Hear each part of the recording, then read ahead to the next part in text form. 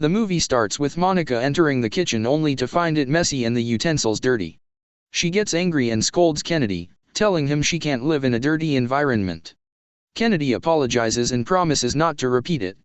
Later that evening, as they eat, Kennedy praises her cooking, telling her he loves how she cooks, loves her intelligence, and enjoys being with her in every way. Monica smiles, then reminds him that they've been dating for 3 years.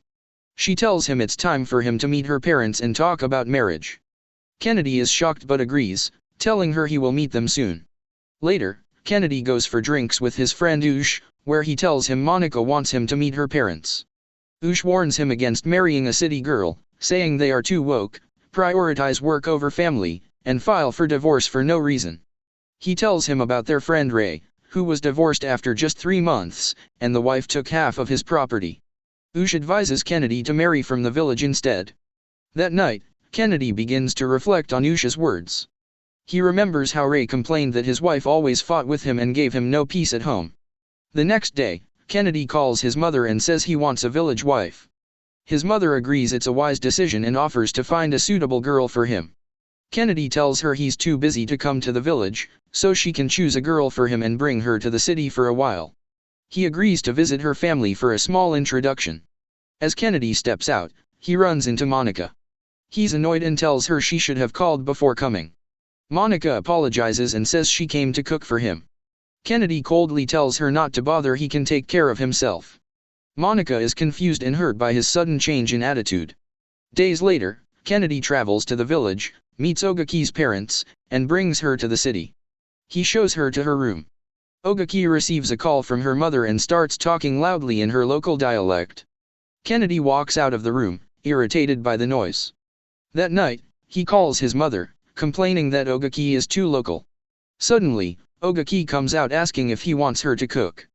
Kennedy says there's no need, there's food in the fridge and she should warm it using the microwave. But Ogechi doesn't know what a microwave is. He takes her to the kitchen and shows her how to use it. Later, Kennedy complains to Uche that Ogechi is too local and lacks basic knowledge. Uche tells him to be patient and train her into the woman he wants. Back home, Kennedy finds Ogechi eating gari in the living room. She explains she can't sleep without eating it, her mother told her it helps her rest well. Kennedy tells her not to eat in the sitting room and asks her to bring a glass of water. Ogechi literally looks for a glass of water in the fridge. She returns to say she couldn't find it. Kennedy, confused, goes to the kitchen, pours water into a glass, and drinks it, wondering what she thought he meant. He begins to remember Monica, how she used to wait for him after work, supported him when he was stressed, and even advised him to buy their apartment by helping him secure a loan from her bank. He questions if he made the right choice, leaving an intelligent, supportive woman for someone completely naive. As he reflects, he hears loud traditional music. He goes to the sitting room and sees Ogechi dancing. He tells her he likes her dance and goes upstairs to take a call. Monica calls him and complains that he never checks on her anymore. She says she feels the spark between them is gone. Kennedy tells her they need a break, she should stop nagging him, and abruptly ends the call. One night, Kennedy finds Ogechi sleeping on the couch. She says her room was too cold. He explains it's the AC and she should have turned it off. He decides to take her shopping the next day. When they return from shopping, Monica is waiting outside. She's shocked to see Ogechi and asks who she is. Kennedy tells her that Ogechi is the girl he plans to marry and their relationship is over. Monica slaps him in anger, saying she waited 3 years. Kennedy warns her never to slap him again and walks away. Ogechi tries walking down the stairs in heels but struggles. Kennedy tells her to change into flats and put on the makeup he bought. She comes back looking terrible, she doesn't know how to apply makeup. Kennedy is frustrated and walks out on her. Monica falls into depression. Her friend tries to cheer her up, but she says she can't forget Kennedy after 3 years. One day, Ogechi chats with Kizito, the security guard, telling him she was the best dancer in her village.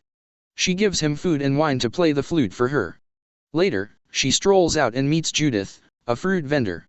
They become friends, and Ogechi enjoys abacha and storytelling. Kennedy sees her outside and angrily calls her into the car. At home, he finds Kizito drinking his wine.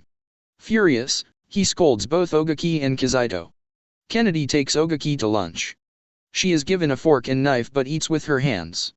Embarrassed, Kennedy tells her to ask for a spoon. She thought it cost money. Even with the spoon, she struggles and continues with her hands. Kennedy is humiliated and tells Uche he wants to end it. Uche advises him to get a tutor for her. That night, Kennedy tries to sleep with Ogechi. She stops him, saying she is a virgin and he must pay her bride price first. Kennedy respects her and promises to marry her soon. The next morning before heading to work, Kennedy asked Ogechi to clean the house and do the laundry in his room. He reminded her not to use her hands, explaining that there was a washing machine in the house. Ogechi hesitated and told him she didn't know how to operate it, insisting she would just wash the clothes by hand. Kennedy reassured her that he would teach her when he returned from work. After finishing her house chores, Ogechi stepped out for a walk. Kizito, the gatekeeper, warned her that Kennedy had said she was not allowed to leave the compound. But Ogechi sweet-talked him, and he eventually let her go. She went to visit her friend Judith, who was with several other girls. Judith complained she hadn't eaten since morning. Ogechi offered to cook for her and invited her to the house. Judith's friends also wanted to come, and Ogechi agreed, leading them all back with her. Meanwhile, Monica had gone shopping and unexpectedly ran into Kennedy. He pleaded with her for a chance to talk, but Monica had no interest in reopening old wounds. Kennedy returned home only to find Ogechi and her friends fast asleep in the living room, the house in complete disarray. Furious, he woke them up and ordered them out of the house immediately. He scolded Ogechi for being careless, warning her that this was the city and inviting strangers could be dangerous. Then, turning to Kizito, he warned him that if anyone ever entered the compound without his permission again, he would be fired on the spot. Frustrated, Kennedy stormed inside and told Ogechi to clean the house. As he sat on the couch, memories of Monica flashed through his mind. How once, when she had found the house dirty, she hadn't waited for explanations. She simply grabbed a broom and started cleaning herself. Just then, Kennedy heard Ogechi shouting from the kitchen. Alarmed, he rushed in and asked what the problem was. Ogechi pointed at a fly buzzing around and claimed that it had been sent by her village people to spy on her through witchcraft. Kennedy rolled his eyes, calling her superstitious and foolish for making noise over a harmless insect. Days later, Kennedy brought a tutor to help Ogechi adjust to modern city life. That evening, she heard Kizito playing the flute in the compound. Feeling nostalgic, she dressed in her traditional dance attire and began dancing joyfully to the music. Later that night, Ogechi confided in Kizito, saying that Kennedy often shouted at her over minor things instead of speaking calmly. Kizito comforted her, saying she was beautiful and deserved better. He told her that if she were his, he would treat her like a queen. Ogechi smiled and eventually followed Kizito into his room. At that moment, Kennedy was waiting for his friend Uche, who called to say he couldn't make it due to an emergency. Kennedy decided to return home. At the gate, he honked his horn repeatedly, but Kizito took too long to open it. Ogechi was seen hurriedly running from Kizito's room just before he emerged to open the gate. When Kennedy asked him why he delayed, Kizito claimed he had been in the toilet. Inside the house, Kennedy handed Ogechi a few gifts he had bought for her. The following day, he asked how the tutoring sessions were going. She said they were fine and asked why he couldn't teach her himself. Kennedy replied that he was a terrible teacher, that's why he hired someone better suited for the task. Months later, the tutor arrived for another lesson but found Ogechi unwell. She mentioned that Ogechi had been feeling sick most mornings and gently asked if she might be pregnant. Ogechi denied it. On her way out, the tutor met Kennedy and shared her concerns. Kennedy laughed it off, insisting Ogechi was a virgin. But once inside, he confronted Ogechi. She again denied being pregnant, claiming she was still untouched. But when Kennedy insisted they go to the hospital, she panicked and finally confessed she had slept with Kizito, and he was the father. Fuming, Kennedy immediately fired Kizito and ordered him out of his compound. He then turned to Ogechi and told her she was going back to the village at once. As he prepared for the trip, Kennedy received a call from an investor who needed him to sign a contract. But when he looked for the documents in his room, they were missing. He went downstairs and asked Ogechi about them. Ogechi recalled a day when Judith and her friends were visiting. They had helped her clean the house, and she and Judith had been in Kennedy's room. Judith had found the papers and asked if she could take them to wrap food. Thinking they were old documents, Ogechi had handed them over. Kennedy was stunned. He demanded she take him to Judith. When they arrived, they found Judith using the documents including a title deed to Rap Food. Kennedy grabbed them and left, taking Ogechi with him straight to the village. Alone that evening, Kennedy reflected on his decisions.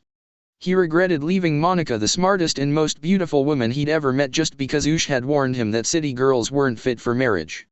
Swallowing his pride, he went to Monica's house. But she didn't even want to see him. She walked away as he knelt on the ground, begging for forgiveness. Days later, Kennedy returned once more. This time, he pleaded with her sincerely, admitting his mistakes. Eventually, Monica forgave him and took him back. Months later, she announced their engagement online with a radiant smile as Kennedy embraced her lovingly. If you enjoyed the story, don't forget to like, share, and subscribe. Clapperboard.